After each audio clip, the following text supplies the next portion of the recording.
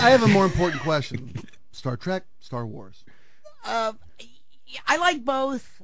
But now, we're not counting the last 3 Star Wars movies at all, right? Yeah, or the last 3 Star Trek movies. Or right. But originally, you know, I like Star Wars and The Empire Strikes Back in particular. Great, fun movies.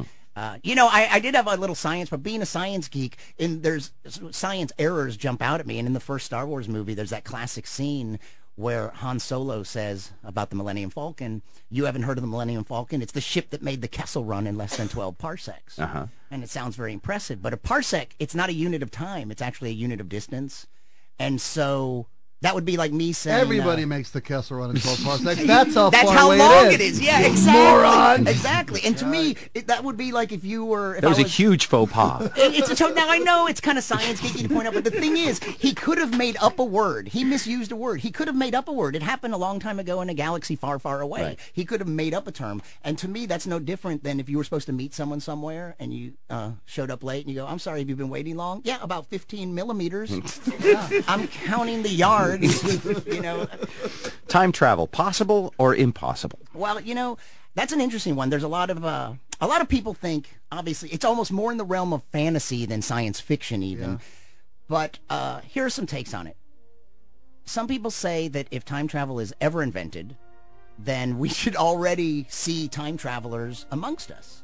And where are they? Well, they're not going to be obvious. If they have pointy ears, they're going to wear a ski cap. They're going to wear. They're not going to wear a leotard. They're going to wear the clothes of our time. They're not stupid.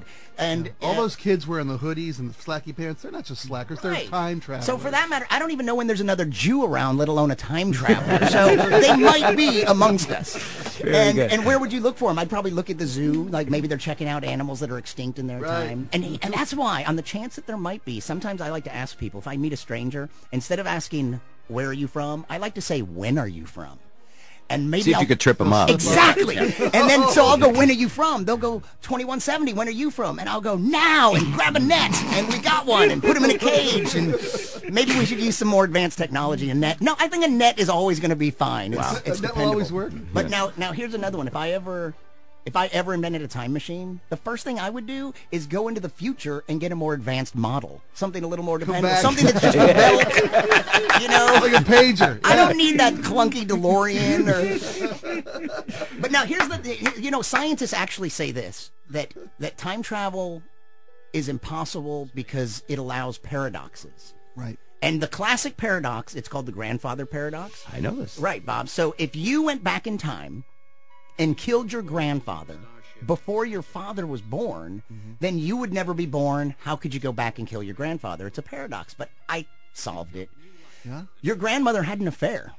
Nice. You killed the wrong guy. Your grandmother was a hussy. Paradox lost. The worst paradox is seeing how hot your grandmother is. It'll just twist your mind. It would, yeah. You'll never be able to go back. Very, very funny. Science comedian Brian Malow. You're amazing. I assume your show is family friendly too, right? You could you bring? I can't bring the kids to this bar, but could kids see your show? Exactly. See, I do. That's a tough one to answer. If I'm performing in a nightclub, I don't have to be family friendly, and so there aren't those limitations. But more and more, I'm just focusing just on science comedy. You've got a really nice thing going there. You're a real nice niche. Thank you very much. And you're really smart too. Thanks. You guys are really fun. I'm glad to find you guys so receptive to the whole science thing. Oh, do some people look at you and? Oh, well, I just think that's not the topic that I was told coming into this, that you guys were going to love. Well, I was a little reluctant. I didn't know what science comedy was. It was like, you know, E equals MC squared. What's up with that? Do you have anything on E equals MC squared? Well, I have something on another famous. Or would that be like a knock-knock joke to you? Yeah, that would be. That's so hack. That is so hack. Okay. All right. Please come back again.